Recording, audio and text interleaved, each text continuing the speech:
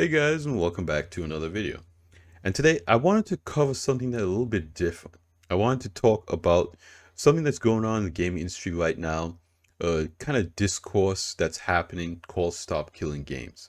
Essentially, it's an initiative going on in the EU where there's a petition going around that EU citizens can sign that essentially will encourage game developers to keep the game available offline after end of life, after, full term support.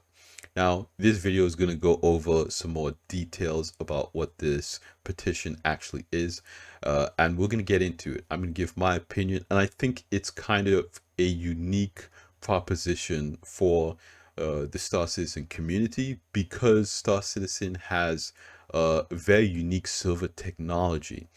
And there's kind of the discourse that's going on in the gaming community about this topic is kind of between developers and players because, of course, Star Citizen is not the only game that has silver meshing technology. Games like Ashes of Creation and even the new Dune MMO is releasing a type of silver meshing technology of their own. And of course, there are different always online games where the server has multiple layers of services that handles the game, and not a whole lot really goes on the client side. So we're going to get into all that in today's video. If you guys think that's interesting, if you guys like this type of content, I would be incredibly grateful if you were to show the video a like and subscribe if you want to see more content like this. But without further ado, let's get into this video and let's hear what he has to say, and then I will kind of give my perspective on this issue as somebody who plays Star Citizen and hopes to play Star Citizen more in the future. I'm Ross. For the past several months, I've been working on a campaign to stop the destruction of video games. See, most video games work indefinitely, and yeah, that's pretty much it. But more and more are being designed to stop working the second support ends from the publisher. A kill switch, essentially. It's a form of planned obsolescence, where publishers are destroying games they've already sold to you, but keeping your money. And this is all preventable. Some people don't understand that. Now, most of my efforts have gone towards challenging the legality of this practice in various countries because it's so consumer hostile, it's not clear if what's going on is even legal. That's still ongoing, but now we have a new option, proposing new law, and for the entire European Union. It took months to get put together and processed. Okay, so now he's going to go over what this actual petition entails. And before we get into that, I'm going to share a bit of my perspective. I agree. I think the consumer should continue to have the access to the product that they purchased basically forever. Just like any physical product and most digital products, if you pay for something, you should own it. Now, there is a gray space because of the subscription architecture of gaming. There are loopholes around this that a developer can do to immediately get around this, like moving to a subscription-based model where you don't own the game, just like WoW or Final Fantasy 14, where it's a live service, so you have to pay monthly for it. Now, if this bill does pass, that would again push, and again, what we're talking about in this video is hypothetical only, but in my opinion, the subscription model would definitely come back if any laws around end of life comes up, because realistically, that's the best option for a lot of these studios to say, okay, well, if your purchase requires us to have the game online forever, or our server technology just can't accommodate for that, then we're going to make our game a subscription service where you're not buying the game, you're just playing for game, you're paying for game time, like in WoW. When you stop paying for game time, or when we say you can no longer buy game time. They can just, again, turn off the game. So again, there are loopholes around this, but I'm going to go into more details about that because he's going to go over the exact language of what this petition entails. But now we have a European citizens initiative devoted to halting the destruction of video games. You can read it yourself.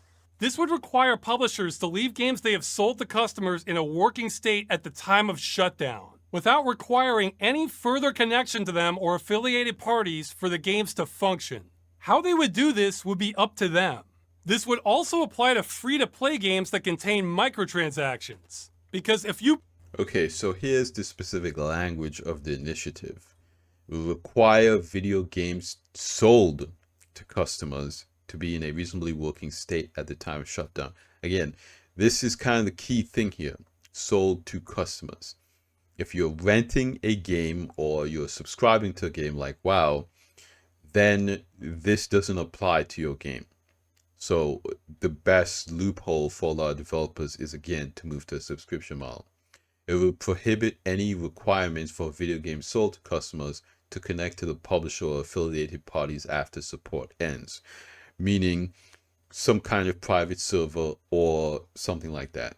Require the above also apply to video games that sell game assets or features, i.e. microtransactions. So if you bought microtransactions in this game, you would still need to have access to it. Now, that would be kind of interesting for a subscription-based game, because if you stop paying for your subscription and you've bought microtransaction in that game, technically, according to this, you would still need to have access to the microtransactions that you bought, even though the game's not playable. I don't know how to resolve that or how that could be resolved.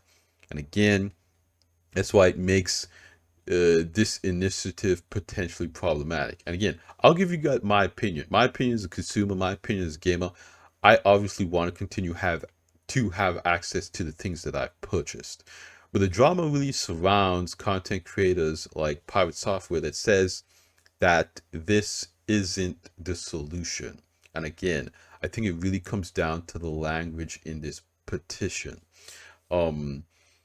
And it's not that I'm defending game companies. It's just that, obviously, if you sell microtransactions, that's kind of your business. You got the money, you need to make it available. It's like, it's not my place to care. That is your problem. As a developer, that was a decision you decided to make because you wanted money. So you need to make these things accessible to the player. And again, people might bring up things like NFTs, because with an NFT, you have that item. It's yours forever, whether the game exists or not. You can sell it, you can trade it among players. And right now, with games as a live service, when you buy these microtransactions, it's locked into an ecosystem. So when the game dies, all of your purchases, they just kind of evaporate into nothingness. And of course, there's a lot of problem with NFTs and NFTs games that really come down to the people who create the NFTs and who create the NFT games. The idea of the technology is not bad, and I think many people agree on that. But that as a solution to this is still very complicated. But let's keep going. Let's hear what else he has to say. Purchased a microtransaction as a good, then the game is made unplayable, well, then you just lost your goods. Yeah. This would not require publishers to give up any of their intellectual property rights, give up their source code, though that one would still be nice. It wouldn't require endless support. They can end it anytime they want as far as we're concerned. They wouldn't need to host servers, though they would have to either patch out that requirement or else allow customers to host them privately. Assume any liability for what customers do with their copies of games. And finally, nothing about this initiative would have any impact on publisher business practices while the game is being supported. Okay, so now let's talk about what they're not required to do. Okay, not giving up intellectual property rights is kind of a given and would make sense. Okay, I think that's good and should stay in there. Would not require publishers to give up source code. Again, honestly, obviously, the publishers need to retain that. not require endless support. Again, if they're ending the game, they're ending the game. Not require publishers to host servers. And this is just kind of the thing that becomes complicated. Okay. And again, as a Star Citizen player, the technology that CIG is building with Star Citizen and silver meshing and persistent entity streaming and the replication layer and the DGSs and the shards, there's a lot of different layers of software and services that it's not just okay, a server handles um like the game world and the client handles the player character. No. Um the way the services are interlinked, it's not realistically something that I believe CIG could just push onto the client and say, okay, here's your private server, now you can have your friends. Um because one, the game universe is probably too big. I mean, we all play this game. We know how bad the performance is. You know, imagine all of the game running locally on your computer. You would need some kind of supercomputer to make that happen. Realistically, that might not be ideal. But secondly, one server no longer handles all of the services. So they would essentially need to roll back the technology to what it is, uh, what it was previously before they split the replication layer. And what we're currently experiencing right now is technically a shard because a server can go down and it'll say server error, please wait. So right now we're in a stage of server meshing where we have the replication layer separation. So different servers can connect us back in. So right now we're kind of already past the point where, private servers are realistically feasible. Again, it might be possible, but CSG will have to re-engineer a lot of stuff. Um, so realistically, I would say maybe CIG's best option in that situation would be to expand the scope of Arena Commander and maybe put because if you go to Arena Commander, the planet Green, the entire planet, is on one map. So feasibly, CIG could put different planets each on their own map, give us access to our ships and our skins and the items that we purchased in game, and we could fly around these planets in a private server on our own. Realistically, that might be something that's easier for CIG to release. But the persistent universe, I don't think it's realistic to assume it's feasible for that to run locally on your computer. At this stage in the game's development, I don't think that's happening. If the game goes offline, or let's say, players are tired of buying spaceships and CAG doesn't make any more money and can't, afford to keep the servers and the employees on staff. Realistically, I think that pushing more content in Arena Commander and the PU going away forever, I think that's kind of, the only option in that scenario if a resolution incentive like this goes through. Um, but realistically, in that situation, like I said before, um, a publisher would move to like a subscription based type situation where, okay, people aren't buying microtransactions, we can't sell and maintain microtransactions without keeping it up forever. They might move to a model where it's like you're not buying this product, you don't own this product, you're just paying every month. And in that case, again, games like World of Warcraft, potentially someday soon here, supposedly Ashes of Creation is going to be on a subscription-based model. And these live service games would more than likely move to a subscription-based model because that way you're technically renting the game. You're not buying it, and they won't have to worry about something like this.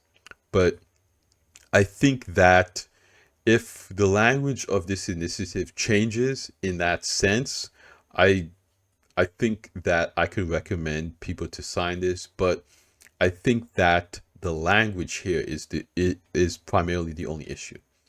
Now, again, my personal standpoint is I think this should apply to most games. Most games that are single player but require an always online connection for whatever reason. But in circumstances where, a developer wants to move to like a Game Pass type service where all of the games on there are not purchasable, you just kind of pay for like a Netflix subscription. When that runs out, you just lose access to the game. I would not be surprised if an initiative like that pushes developers and publishers to that type of monetization strategy. And that's not a good thing. We don't want that. So I do think that the language in an initiative like this should be changed so that we don't encourage developers to change the way that they're developing the game or move to some type of subscription model where you have to pay for a long period of time. This is a very hot topic in the game industry right now. And again, right now, I believe that this initiative it needs 1 million subscriptions. It has around a quarter of a million it needs 1 million signatures. I'm sorry. And I believe it has around a quarter of a million signatures. And again, if something like this does get passed in the EU, of course, a company like CIG, they have offices in Germany. They pay taxes in Germany. They would have to definitely comply to something like this. Again, it's my standpoint that I believe players should have continued access to the products that they've purchased. There are many Star Citizen players that spent like $1,000, and even if they don't play right now, a lot of them are waiting for the game to get to a more playable state. And even people who don't play right now, they spent $1,000 on the game. I think they would be very upset if they lost the ability to fly their ships ever again. Because right now, even if you're not playing, you still have the ability to check out your ships and do different little things.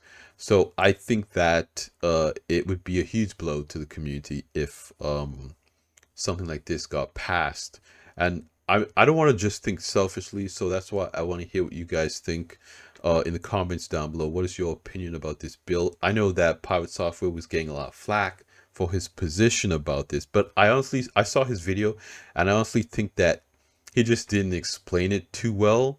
It just kind of came off of as, I'm a developer, so I don't want this thing to happen. But I think realistically, it just comes down to language. This is a good direction to go in. I want gamers and content creators to kind of pressure publishers and developers to not do this, to think about the end of life of their game when they're developing it, to plan that out with code. And again, I think that's the whole problem.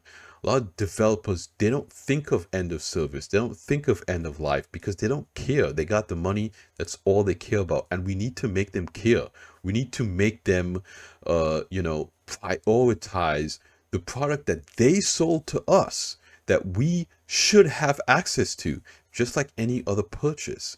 This stuff matters, but we do need to come together as a community and come up with a kind of like a more sustainable initiative, and then bring that to the government and have them make changes. I think that, again, this is a good idea. This is a good direction, but the language in this specific initiative, I feel like it causes more problems than it solves.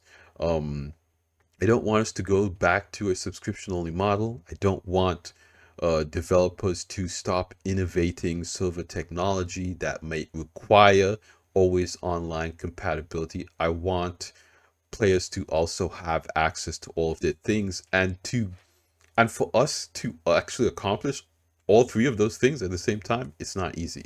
So it's going to be something that, again, I think we should get developers, publishers, gamers. Everyone needs to come together and figure out what we actually need to do, and then we need to propose that bill and get things going. But again, I want to know what you guys think. This is a very interesting topic to me. I've been watching a lot of these videos, and again, from a Star Citizen player's perspective, this would hurt Star Citizen a lot. So yeah, let me know what you guys think in the comments down below. Thank you so much again for hanging out with me in this video. A little bit different video for you guys here today. I'm gonna be back on the Star Citizen content. We got a lot to talk about. A lot of updates came out. But yeah, that's gonna be it for me here in today's video. Like I always say at the end of these videos, you guys like the video if you liked it. Subscribe if you want to see more, and I will see you guys in the next one. Salut!